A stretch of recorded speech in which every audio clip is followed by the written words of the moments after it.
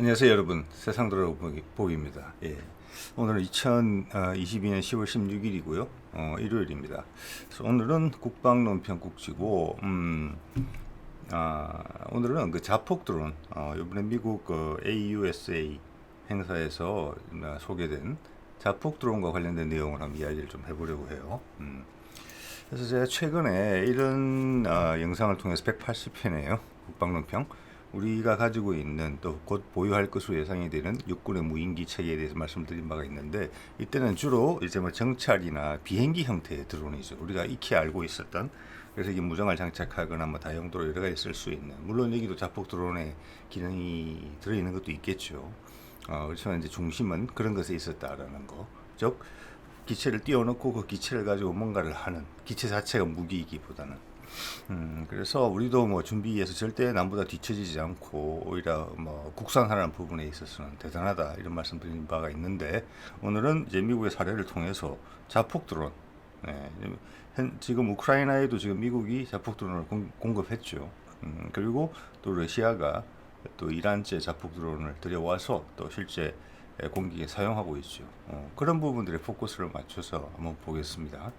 미국은 이런 부분에 있어서 어떻게 보면 그 가장 큰 현안이에요. 미군의 입장에서 전 세계에서 다양한 형태의 뭐랄까 저강도 분쟁을 또 많이 경험하고 있는 그들이기 때문에, 또 또한 그런 상황에서 미국의 적들이 쉽게 향후에 미국과의 분쟁에서 사용할 것으로 예상이 되는 무기가 또 드론 무기예요. 저렴하고 또 그 기술이 쉽게 좀 일반화되고 있는 그런 상황이니까요. 네. 자, 볼게요. 그래서 오늘 그 이제 소재는 이걸 삼았어요. 좀 전에 말씀드린 그 미국 행사에서 소개된 험비 세이브라는 건데, 험비 뭐 예전에 이제 사용되던 차량인데, 이걸 어떻게 보면 새로 좀 더 소형화된 그런 차량을 개발하려고 하는 것 같아요. 그래서 여러 가지 모델이 나오는데, 그 회사에서 소개한 것 중에 하나가 험비 세이브라고 해서 어떻게 보면은 드론을 탐지하고 요격하는 기능도 가지고 있고, 뒤에는 또 자폭 드론을 직접 발사해서 상대방을 공격할 수 있는, 이 두 가지가 합쳐진 형태라서, 예를 들어서 미국의 어떻게 보면 원정군 최전방에 나가 있는 뭐 타격대, 이런 용도로 딱 적정하지 않느냐. 우리도 한번 살펴볼 만한 충분한 가치가 있겠다, 이런 컨셉을. 왜냐하면 기반 기술은 우리도 다 가지고 있는 것 같거든요 지금. 그래서 우리도 과연 이런 무기가 필요할 것인가, 미국은 왜 이런 걸 시도하는가, 이런 측면이 되겠죠. 이거는 물론 미국 육군이나 이런 데서 채택된 게 아니라 이 업체 자체가 제안하는 겁니다. 네.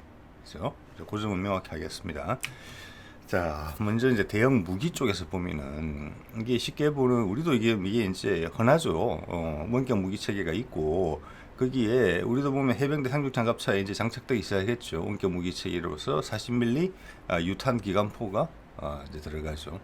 근데 이들은 여기에서 공중 폭발단을 쓴다고 되어 있어요. 안에 뭐 쉽게 말해서 화살이나 조그만 화살이나 금속으로 되어 있는, 또는 이제 금속 알갱이들이 드론이 날라오는 방향 앞에서 터지는 거죠, 이렇게.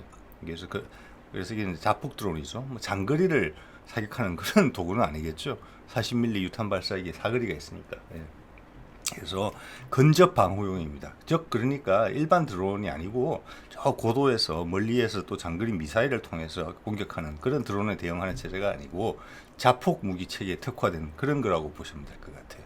그래서 40mm 공중 폭발탄, 요즘이 상당히 좀 이채로웠고요. 이 이제 유탄 발사기를 드론 대응용으로 쓸 수 있다는 게 그럴싸한 방법인 것 같아요. 그런 자폭 드론이 절대 빠르지가 않잖아요. 일반 속도는 한 시속 100km 정도고, 일반 배회할 때는, 그리고 공격할 때도 시속 200km가 채 안 되는 게 대부분이거든요. 그래서 사람들은 보이는 거죠, 이렇게. 그래서 유탄 발사기, 공중 폭발탄, 파편으로 딱 적절하다라고 봐줬어요.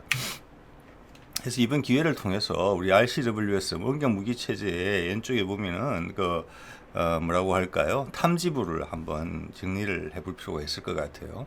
여러분 이제 많이 보시는데, 이게 가장 기본 형태예요. 세 가지가 있어요. 세 개가. 위에 보면 레이저 거리 측정기가 있죠. 레이저를 쏴서 상대방이 맞춰서 나한테 돌아오는 시간을 통해서 거리를 계산하는 거죠. 왜냐? 이런 포나 뭐 어떻게 보면 총은 그게 탄도가 있잖아요. 탄도가 이렇게. 그래서 거리를 정확하게 알아야지 발사를 어떤 각도로 할지가 정확하게 계산이 나오니까 거리 측정기가 필요하고, 그 밑에는 가장 큰 것이 일반적으로 열상 카메라예요. IR이라고 하는 거, 적외선 카메라.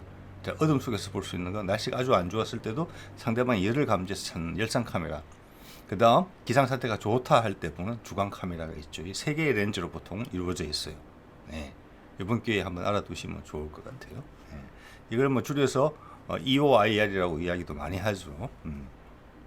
이거의 가격이 기본형이, 우리도 보면 소형 전술차에 올라가는 그런 기본형이 몇억 단위대의 가격입니다. 소형 전술차보다 비싸요. 현재는 이게 그 정도 가격대로 되어 있는, 절대 싼 무기는 아닙니다. 원격 무기 체계가 무장이 차지하는 값은 별로 안 된다고 해요. 원격과 이런 이제 조준부하고 렌즈부 그리고 제어부, 여기가 가격이 대부분을 차지한다고 합니다. 자, 그래서 이걸 참고로 해서 좀 전에 보여드렸던 이 이제 험비 세이프를 자세히 살펴보면은 옆에 이제 제가 정리만 했어요. 우리말로 보면은 이 전체 이제 원격 무기 체계의 제조사는 우리도 익숙한 사프란이에요. 프랑스 회사고, 우리 LAH에 들어가는 엔진을 개발하는 엔진 제조 회사이기도 하죠. 여기 보면 가시광이 40도, 10도, 3도 이렇게 되어 있어요. 가시광 렌즈가 3개예요. 예. 1개짜리도 있고 2개짜리도 많이 써요. 즉 이거는 뭐냐면은 가시광이, 광각이, 여러분 렌즈 카메라 아시는 분들은 광각이 넓게 보이잖아요. 그죠? 우리 40도 정도면 우리 일반 시야랑 좀 비슷한 정도 될 거예요. 그래서 넓은 것과 좁은 시야를 동시에 가지기 위해서 이게 필요한 거예요. 네. 그래서 상황 인식에 도움이 되죠. 여러 가지를 펼쳐놓고 있으면, 왜냐면 적이 어디에서 올지 모르는 거잖아요, 그죠? 근데 시야가 좁으면 안 되겠죠. 겨냥하기는 좋겠지만, 그리고 또 대부분은 자동 추적 시스템이 자동 탐색 시스템이 있어서 적의 무기나 적병을 식별을 합니다, 자동으로. 근데 내 시야가 좁으면 시야 밖에 있는 적들이 날 노린다고 하더라도 내가 파악이 못하는 거잖아요. 이 원격 무기 체계가 그걸 탐지를 못하는 거예요. 그래서 렌즈를 3개를 놓고 동시에 쓰는 거예요. 여러분 요새 휴대폰 보면은 렌즈 뒤에 여러 개 있잖아요. 이것도 같은 이유거든요, 사실은. 네. 자, 그리고 하나 이제 눈에 띄는 부분은 이것도 다음에 따로 한번 다루려고 해요. IR 부분하고 이게 원격 무기 체계는 잠깐 말씀드리면, 제 눈에 띄었던 부분은 이 비냉각 방식을 쓴다고 그래요. 보통 냉각 방식이 더 정밀하지만 더 비싸다. 덩치도 크다. 비냉각은 저렴하지만은 덩치도 작지만은 해상도가 좀 떨어진다. 이런 부분인데, 여기는 비냉각 방식을 쓴 것 같아요. 네. 무기 체계에 이것을 썼다는 것은 어느 정도 주어진 이 여건에서 수킬로미터잖아요. 교정거리가. 이거 같은 경우는 에서는 충분히 성능을 발휘한다. 비냉각 방식으로도 이렇게 이해가 되는 부분이에요. 자, 이거는 보면은 우리 한화에서 제가 이번에 DX 코리아에서 찍은 건데 같아요. 레이저 거리 측정기가 옆으로 되어 있죠. 그리고 제일 밑에 큰 게 적외선이죠. IR. 예. 열상 장비죠. 거기 보면 가시광선 이 영역이 좀 전에 사프란 거는 3개였는데 이건 2개로 되어 있어요. 일반이 있고 광각이 있어요. 그래서 운용자의 화면에는 2개가 다 뜨더라고요, 보니까. 일반 게 있고 광각은 넓어서 전체 상황 인식을 하고 있는 상황이 되어 있어요. 그래서 거기 오는 것을 탐지를 할 수 있게 2가지 시야를 동시에 갖고 있는 거죠. 자동으로 탐지하니까 나타나면 표시를 하죠. 소리를 나타낼 수도 있고 삐삐삐삐삐삐. 그런 건데 제어부에서 하는 이야기죠. 자, 이런 거는 이제 모아서 다음 기회에 한번 더 구체적으로 말씀드리면 좋을 것 같고. 자, 여기서 보면은 이제 EOIR만 있는 게 아니라 드론을 탐지해야 되기 때문에 탐지 레이더와 추적 레이더가 2개 다 있습니다. 조금만 소형이겠죠. 멀리 볼 필요 없는 거잖아요. 자, 저게 자폭 드론을 잡는 것이기 때문에 수킬로미터 차원이면 충분한 거죠. 그래서 소형으로 되어 있고 2개가 따로 분리되어 있는 형태로 되어 있다. 자, 이걸로 탐지를 하고 그다음 EOIR이 찾게 되겠죠. 그것을. 그리고 여기 보면 이제 기관포도 있는 것으로 되어 있어요. 어디 보니까. 네. 이 차량의 특징은 스스로 자기들이 공격을 할 수도 있어요. 자폭 드론으로. 수비와 공격을 동시에 하는 것이죠. 자, 공격적인 면을 볼게요. 자, 미국에서 아마 가장 유명한 자폭 드론 브랜드인 것 같아요. 이걸 일반적으로는 뭐 우리말로 하면 자폭 드론이라는 말이 그대로 맞고, 일반적으로는 가미가제 드론이라고도 표시를 많이 표현을 하죠. 자기가 날다가 이렇게 배회를 하다가 적이 발견되면은 운용자가 조종을 하면 공격하는 것이죠. 자기를 희생하면서 그때는 폭탄이 되는 거죠. 그 전까지는 이렇게 비행체였다가. 그래서 가미가제라는 말도 쓰고, 미국에서는 이 스위치 블레이드 300 시리즈가 300이 있고 600이 있어요. 이거는 제가 봐서는 지금 600짜리를 실어 놓은 것 같아요. 그 두 가지가 좀 달라요. 그래서 이걸 좀 구체적으로 살펴보려고 해요. 우리도 이걸 이런 것을 하고 있는 것 같거든요. 분명히. 예. 처음에는 이제 아마 이스라엘 같은 데서 개발했던 용도였고, 미국에서는 지금 스위치 블레이드 300, 600 이런 용도로 이런 이름으로 지금 채용이 되고 있는 것 같아요. 자, 보면 300 같은 경우는 그냥 60mm 박격포 정도 되는 거예요. 크기가. 그래서 보병이 배낭에 넣고 다니는 겁니다. 보시죠. 이렇게 발사되는 거고, 발사가 되면서 날개가 펼쳐지고 앞에는 소형 EOIR 시스템이 붙어 있어요. 자, 이거는 어느 정도라고 보냐면 딱 그냥 60mm 박격포 정도의 효과를 본다고 생각하시면 될 것 같아요. 이거는 장갑 차량 공격하기는 어려운 부분이에요. 이거는 대인용이에요. 대인용. 보병들이 개인적으로 휴대하고 다닐 수 있는 거. 자, 이 사양을 보면은 어느 정도가 되느냐. 여기 보면 제일 위에 보면은 사거리가 10km 정도 돼요. 10km. 그리고 하늘에 한 15분 정도 떠 있을 수 있죠. 자, 그 점에서 이제 박격포탄은 다르죠. 이거는 유도가 가능하고 저게 상공에서 배회가 가능해요. 이렇게 목표물을 탐지할 때까지. 무게는 2.5km 가볍지요. 그리고 일단 날아갈 때 순항 속도는 이제 킬로미터로 바꾸면 한 100km. 돌진할 때, 수직 낙하할 때는 목표물을 향해서 그때는 160km 정도 되는 것으로 되어 있어요. 그래서 이거 영어 자료에 보면 로이터링 미사일 시스템 이렇게 로이터링이라는 표현이 많이 나오는데 뭐 어려운 영어 단어죠. 사전을 찾아보면 배회한다는 뜻이에요. 채공하면서 적이 찾길 때까지 목표물이 마음에 드는 목표물이 나올 때까지 목표물을 설정해서 공격을 시도했다가 타격 몇 초를 앞두고 방향을 바꿀 수도 있어요. 다시 떠오를 수도 있어요. 그건 아마 일반적으로 채용되는 방식이 될 것 같아요. 향후는.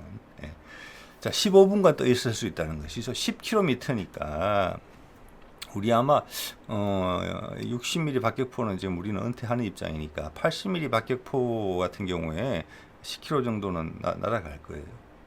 그러니까 상당히 먼 거리를 타격할 수 있는 것이죠. 그리고 이런 대인용이다. 기본적으로 이게 스위치 블레이드 300이다. 이렇게 생각하시면 될 것 같고, 그 다음 이제 스위치 블레이드 600이 나오죠. 이거 보고 언뜻 드는 생각은 예전에 뭐 썼다는 비격 진출래 이런 것 같은 느낌인데, 지금 사진의 각도가 이거는 뭐냐면 아까 거보다 훨씬 큰 겁니다. 큰 거고 개인이 들고 다닐 수는 없어요. 차량에 거치된 것이고, 아까 사진에서 보여드렸던 그 험비의 뒷부분에 한 8발, 10발 가까이 실려 있었죠. 이거의 재미난 점은 이 탄두가 제블린 휴대용 대전차 미사일 있죠. 그거 탄두를 그대로 쓰는 거예요. 대신 뒤에 로켓 추진제가 아니고 프로펠러가 달려서 드론식으로 되는 거예요. 발사되면 날개가 펼쳐 나오고. 그래서 제블린 탄두를 그대로 썼고, 제블린의 두께가 그래서 이 스위치 블레이드 600의 두께가 된 거예요. 그렇죠? 자, 이런 거는 처음부터 몽땅 개발한 게 아니라 기존에 있는 체제를 드론 형식으로 바꾼 거예요. 이게 이제 드론 무기 체계의 확장성이라는 부분에서 어떻게 보면 무서운 부분이죠. 잠재력도 큰 부분이고. 자, 이걸 보면은 덩치가 아까 거보다 훨씬 크거든요. 훨씬 커서 이거는 사거리가 여기는 40 플러스 킬로미터라고 되어 있는데, 좀 전에 사진에서 나왔던 그 담당자의 이야기로는 사거리가 90km에 이른다고 이야기를 해요.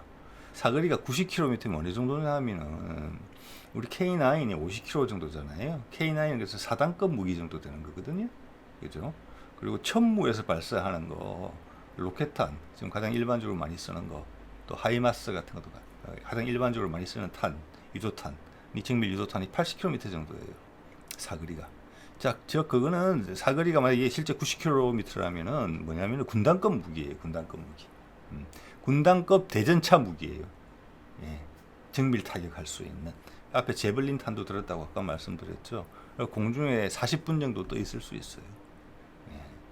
이게 대단한 무기 체계죠. 앞으로 이 드론 무기 체계는 아직 이제 시작인 것 같다는 느낌이 들어요. 조금씩 실전을 겪으면서 제일 많이 쓰게 되는 게 드론 무기예요. 왜냐? 사람의 희생이 없으니까. 우리 측 사람의 희생이 없으니까. 그게 가장 큰 매력이고 그렇게 비싸지 않다는 부분. 이게 큰 것 같아요. 그래서 제블린 탄두가 들어있다 이런 말이 나오고, 또 아무래도 이 고도 자료 같은 건 안 나와 있는데 앞에 300보다는 더 높은 고도에서 뜨겠죠. 예. 그리고 이게 훨씬 비싼 무기체계겠죠. 그리고 덩치도 크니까 여기에 들어가는 EOIR 시스템도 훨씬 고급이 들어간 거예요. 고성능이. 예. 자, 여기서 이제 미국이 우크라이나에 스위치 블레이드를 공급하고 있다. 예. 자, 제공하고 있다. 실제 쓰이고 있다. 예. 분석을 또 하고 있겠죠. 자, 여기에 대해서 또 러시아는 이란으로부터 도입한 이런 이제 자폭 드론이죠. 이건 규모가 좀 큰 것 같아요. 이걸 활용해서 쓰고 있다. 이 드론 전쟁이 실제 벌어지고 있는 부분이죠. 이 전쟁이 끝이 나고 나면 여러 가지 분석이 들어가겠고, 우리 군에 있는 뭐 방사청이든지 국방부든지 그리고 국방 관련 연구기관에서도 촉각을 곤두세우고 자료를 수집하고 분석하고 있겠죠. 이 부분에 대해서. 그리고 우리도 지금 드론을 많이 준비하고 있으니까. 예.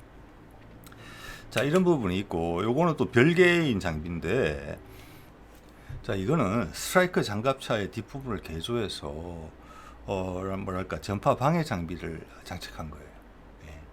자, 아까 험비 세이버 같은 경우는 직접 요격이죠. 아마 근거리에서 제가 봐서는 2, 3km 내에서 저게 자폭 드론, 저속으로 날라오는 자폭 드론을 최전방 부대를 위해서 보호해주는 그런 거라면은, 이거는 좀 대규모로, 요즘 스웜이라는 표현을 많이 써서 적게는 10대, 많게는 막 수백 대까지 날라오는 거잖아요. 저는 자폭 드론들이. 그런 거 같은 경우에는 아까 보여드렸던 험비 체계 같은 걸로는 좀 어렵겠죠. 아니면 그 차량이 되게 숫자가 많아야 되거나. 예, 그러면 이제 비현실적이 되는 것이죠. 운용하는 데 있어서. 그래서 어떤 다량의 적의 공격이 예상되는 그런 좀 거점 같은 경우에, 중요 거점 같은 경우에는 적을 제밍을 하자. 예, 제밍을 통해서 떨어뜨리자. 지금 우리나라의 그 국방과학 연구 발표회를 가봐도 이런 제밍 장비에 대한 이야기가 많이 나오고 있어요. 1차적으로는. 예. 자, 둘이 상보적이겠죠? 직접 겨냥해서 떨어뜨리려는 거하고, 제밍이 항상 성공한다는 보장은 없거든요. 왜냐? 드론들도 이런 제밍의 항제밍 능력을 보유하기 위해서 많은 노력을 기울여요. 우리도 그렇게 하고 있어요. 그러니까 두 개는 다 필요한 무기체계인 것 같아요.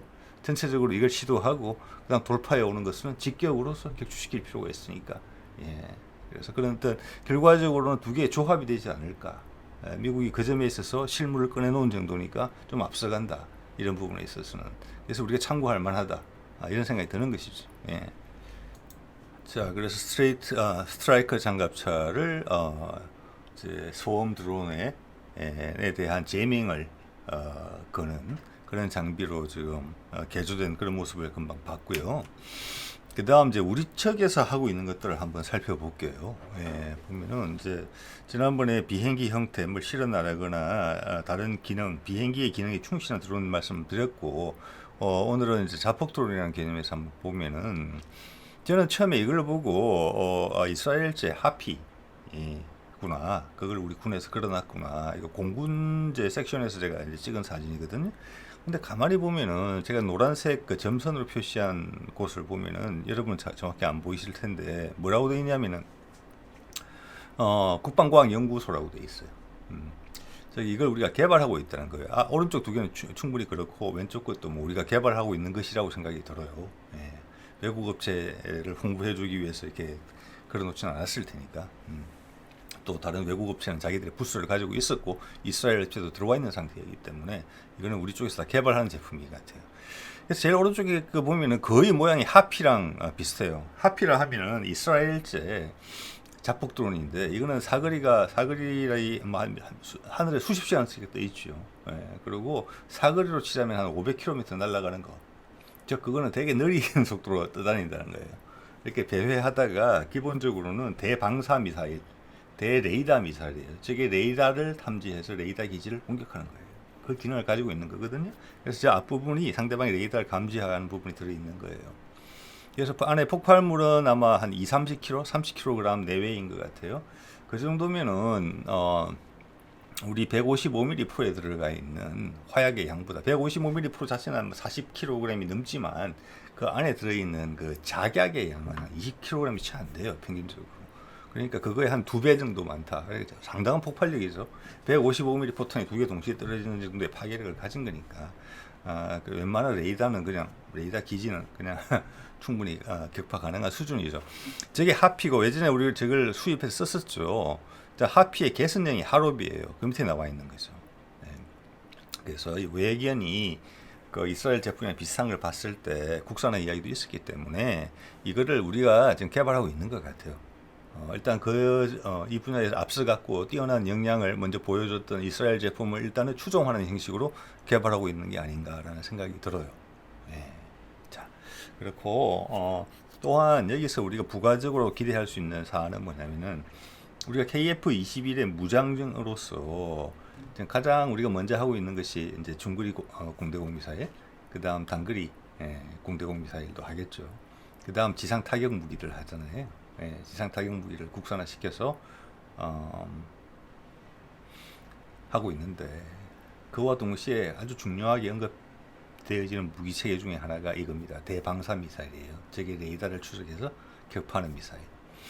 이 자폭 드론을 우리가 개발하면서 우리 대방사 미사일용으로 쓸 수 있는 저게 레이더를 찾는 그 센서의 개발이 동시에 이루어지고 있다 이렇게 보시면 될 것 같아요.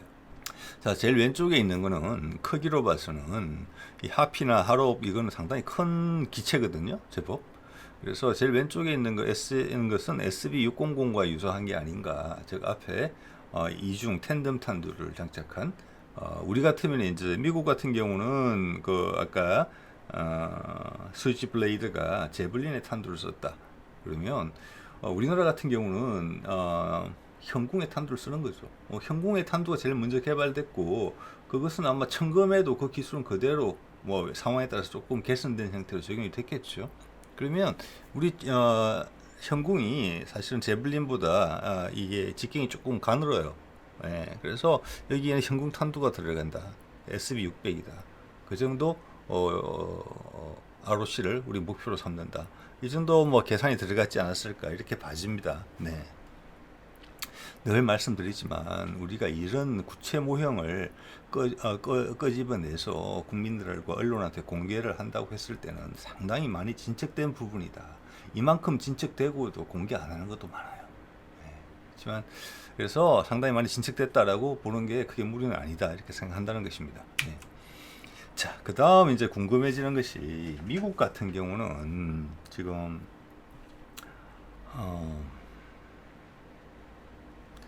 헬파이어 미사일 이후에 이스라엘의 스파이크 미사일처럼 NLOS가 되는, 즉 가시권 바깥에서 미사일을 쏴서 나를 숨긴 채로 상대방을 타격할 수 있는 그런 유무선 데이터 링크가 되는 근접전용 대전차 무기를 개발을 못했어요.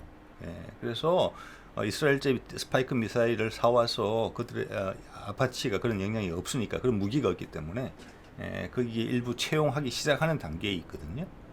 그만큼 스파이크 미사일은 미국도 개발에 실패한 미사일이에요.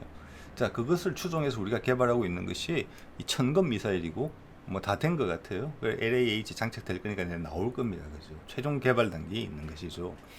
그러면 미군 같은 경우는 이런 자국의 무기 체계가 없으니까 아까 스위치 블레이드 600 같은 것을 써야 돼요. 90km로 날아가니까. 대신 속도는 느리죠. 아주. 네. 그래서 전혀 다른 무기 체계죠. 근데 우리 같은 경우는 단거리에 있는 적을 요격한다 할 때는 이런 천검 지상형도 좋은 초이스예요. 완전 신속 대응이 가능하거든요. 적이 회피하기 전에. 예. 그래서 이 전장의 상황을 우리는 세분해서 대응할 수 있을 것 같아요. 우리 드론 개발 중이거든요. 그죠? 그럼 아까 스위치 블레이드 600, 아까 험비디 10발이 실린 걸 봤잖아요. 10여 발이. 우리는 전백이 이건 이제 청검용으로 나온 거거든요. 지상용으로. 이 자리에 그냥 그걸 넣으면 돼요. 비슷할 거예요. 왜냐면 우리도 스위치 블레이드 같은 게 나온다 그러면은 그것도 현궁 탄두일 것이고, 그 현궁 탄두는 청검 탄두랑 또 비슷할 거거든요. 그러니까 이 발수대로 지금 이게 9발짜리인가 10몇 발짜리인가 그런데 이게 그대로 들어갈 거예요. 그러면 우리 같은 경우는 초이스가 있어요. 미국은 초이스가 없어요. 그들은 드론밖에 없죠. 자폭 드론. 근데 우리는 청검도 있고 자폭 드론도 있고 이런 상황이 될 개연성이 높아요. 예. 그럼 두 개를 전장 상황에 맞게 절묘하게 배합해 쓸 수 있으니까 사실은 좋아요. 청검은 스파이크식으로 계속 개선이 된다고 하더라도 사거리가 지상용으로 2, 30km밖에 안 되죠. 예. 그렇지만 이 자폭 드론은 아까 미국제 같은 경우는 90km까지 날아간다잖아요. 그래서 저걸 상대할 수 있는 사거리가 달라요. 장사거리에는 드론을 쓰고 단사거리에서는 신속 대응이 가능한 청검을 쓰고, 청검의 속도가 훨씬 빠르겠죠, 당연히. 그래서 적이 확실히 파악된 상태에서는 청검이 훨씬 유리하다. 단거리 상황에서 적이 더 확실히 파악될 가능성이 크겠죠. 예. 자, 적에게 날아가는데 시간이 10분, 20분씩 걸린다. 그러면은 전쟁의 상황이 양상이 바뀔 수 있어요. 서로가 서로를 찾고 있는 상황이니까 간절하게. 예. 그래서 그런 상황을 양쪽으로 좀 적용시킬 수 있지 않을까. 우리는 조금 행복한 고민을 할 수 있겠다. 이런 생각을 좀 해보게 됩니다. 예. 자, 이러한 상황은 지상에서뿐만이 아니라 하늘에서도 벌어질 것 같아요. 예. 하늘에서도 지금 이게 보여드리는 게 이제 카이가 개발하고 있다는 건데, 이스라엘 업체라고 하니까 역시나 IAI일 가능성도 높아요. 아까 하피하고 그런 걸 개발했던 공중 전개 드론이죠. 예.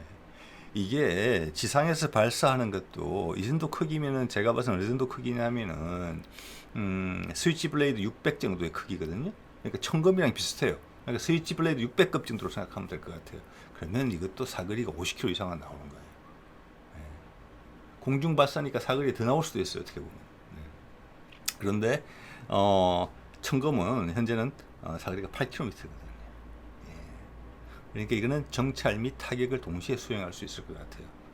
이 정도면 충분하게 이중 성형 탄두가 들어갈 수 있기 때문에, 제가 추정컨대는 바깥의 외형은 같더라도 다양한 탄두가 들어갈 수도 있을 것 같아요.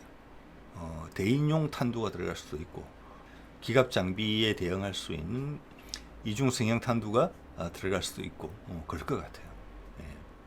자, 그러려면 이게 LAH에도 장착이 가능하고 해병대 상륙 헬기에도 장착이 가능하거든요. 그러면 스위치 블레이드 정도의 사거리를 가진다면 약 100km에 가까운 타격 거리를 가지게 돼요. 그리고 여러 대를 동시에 띄웠을 때는 정밀하게 상대방의 머리 위에서 볼 수 있는 거예요. 여러분도 몇 번 보셨죠? 실제 드론이 사용되는 그런 장면들을 우크라이나 전에서 그런 용도로 사용할 수 있는 거예요. 그러다가 근접하고로 오게 되면은 가까운 데 있는 무기, 갑자기 나타나는 그런 적들이겠죠. 매복해 있다가. 이런 드론들의 눈을 피한 적의 장비들이겠죠. 그런 같은 경우는 청검으로 대응한다. 내지는 기관포로 대응한다. 이런 컨셉이 좀 되지 않을까. 예. 그래서 그 두 가지는 다 가질 필요가 있다. 그래야지만 다양한 목표에 대해서 흘리는 것 없이 우리가 다 제압할 수 있고, 우리 스스로는 생존성을 극대화한다. 이 정도면은 상륙작전용으로도 쓸만하다. 비가시권에서 일단 헬파이어를 쓰다가 청검으로만 넘어오더라도 비가시권에서 공격력이 생기기 때문에 우리 기체의 생존력이 급격히 증가하는데, 그 정도가 이제는 8km에서 50km 이상, 심지어 100km까지 확대된다 생각해 보세요. 사방으로. 자, 그런 헬기가 몇 대가 뜬다, 세 대가 뜬다. 엄청난 겁니다. 그래서 이런 드론이 이렇게 자폭 드론하고 정찰 드론 겸용이죠. 잘 개발돼서 채용이 된다면은 육군 항공대의 군단장이 가지는 적의 타격 범위는 엄청나게 좀 넓어질 것 같다. 이런 생각을 좀 해볼 수 있게 돼요. 그리고 우리 공격 헬기의 생존력은 급격히 상승하고, 자, 이것이 여태까지는 이런 정보들이 잘 노출되지 않았는데, 이번 AUSA 행사에서 스위치 블레이드 600을 담당자 설명을 하면서 구체적인 사거리와 운용 방식에 대한 설명을 했기 때문에, 카이의 이 무기 체계가 그 정도의 성능 정도를 염두에 두고 개발되고 있겠구나. 청검만 해도 헬파이어에 비해서 엄청난 어드밴티지가 있었는데, 여기 이것까지 덧붙여지면 금상첨화다. 무시무시한 무기체계가 되겠다. 해병대 상륙 공격 헬기, 그리고 LAH가 완전히 새로운 각도에서 이 무기체계를 보게 됩니다. 네. 자, 그런 거 보면은 이제 아마 하나 쪽에서 옛날 나왔던 자료 같은데 왼쪽 거는 이제 SB300하고 유사한 것 같아요. 대인용으로 쓰는 아주 가벼운 거. 예. 자, 이게 날개가 부러지는 방식이 되는 게 있고 또 거기에 필요한 소형 이제 EOIR 시스템도 같이 나와야 되겠죠. 앞머리에 달린 거 보이죠? 조그만 거. 예. 자, 이런 걸 봤을 때 이런 데도 다 뭐 국가위원회 가운데서 다 조율을 다 하고 있는 것이기 때문에 결과적으로 봤을 때 우리도 SB300과 보병들이 휴대에 배낭에 넣고 다닐 수 있는 거하고 SB600이 동시에 거의 개발되고 있다 이렇게 볼 수 있을 것 같아요. EOIR 같은 경우도 거의 국산화가 되었고. 네. 자, 그렇게 되면은 우리가 이제 저게 드론을 방어한다는 입장에서 봤을 때 여러 가지 수단이 있게 돼요. 예. 우리는 크지 않은 국토에 오밀조밀하게 소중한 것들이 많이 모여 있는 곳이거든요. 자, 그 대표적인 무기 체계로 지금 이제 등장을 개발 중인 것이 한국형 아이언돔이죠. 그게 미사일 체계는 LIGS하고 이게 레이더 체계는 한화에서 하는 것 같아요. 한화에서 전시를 해놨더라고요. 네. 그렇게 돼 있는데 이거는 이제 거점 방어용이죠. 이것도 드론들 다 상대할 수 있는 것이죠. 근데 보시다시피 대형 장비예요. 이거는 우리의 중요한 곳을 지키는 것이에요. 우리의 원정 부대가 어디를 갔을 때 그 원정 부대를 따라갈 수 있는 형편은 아닌 부분이에요. 자, 그런 면에 봤을 때 드론이 향후에 강력한 적의 우리가 누구를 상대하더라도 되게 강력한 공격 수단이 될 것으로 보이기 때문에 우리의 원정 부대, 선견 부대를 방어할 수 있는 전술적으로 방어할 수 있는 전투사단들 또 여단들을 보호할 수 있는 수단이 우리도 필요하다.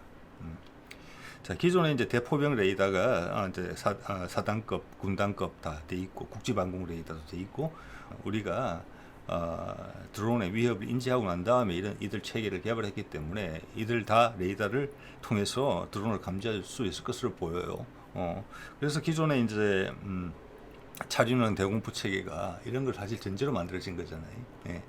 거기다가 이제 지금은 개별 차원에서 만들어지고 있는 드론 제밍하는 체계들이 조합을 이룬다면은 기존 대공포 체계 하면 그래서 차륜 대공에다가 드론 제머 정도를 장비하면은 아까 미국에서 좀 제안했던 그런 것들을 우리 구축할 수 있지 않겠느냐. 또 하나 이것은 이제 추가로 생각을 해보자면은 우리도 아까 험비 같은 체계가 좀 필요할 수도 있겠다고 생각이 드는 부분은 우리 이제 국가 전략 기동군이라고 평가받는 해병대나 신속 대응 사단들이 해외 분쟁 지역에 나갈 때 수송기로 급하게 실어 나가야 되잖아요. 그런 데서 이제 비대칭적인 전투 상황에 맞서게 됐을 때 상대방이 드론을 사용할 가능성이 많잖아요. 예. 그들을 지켜주기에는 우리 따라가는 장비들이 좀 무겁다. 이렇게 볼 수 있을 것 같아요. 그래서 지금 차륜 대공, 드론 제머 같은 방식을 그냥 정규 지상군이 쓰는 데는 상관없지만 선견대로 나갔다. 해외 원정군이다. 기동 타격대다. 이럴 때는 그들을 지켜줄 수 있는 우리도 차량 거치형 시스템 뭐 오늘의 소재이기도 했던 험비 세이버 같은 그런 컨셉을 적용해 볼 수도 있지 않을까. 공격도 가능한 거니까 그 점이 상당히 또 새삼스럽거든요. 그리고 가능하다면 제머 같은 게 단순화될 수 있다면은 허머에 직접 타격 체계에 덧불을 쳐서 제밍 시스템 정도도 단순화시켜 들어간다면은 소형 전술 차량이 실을 수만 있다면은 상당히 유효하지 않을까. 우리 원정군들을 보호하는데 이런 생각을 해보게 됩니다. 자, 오늘은 이 정도로 하도록 하겠습니다. 네.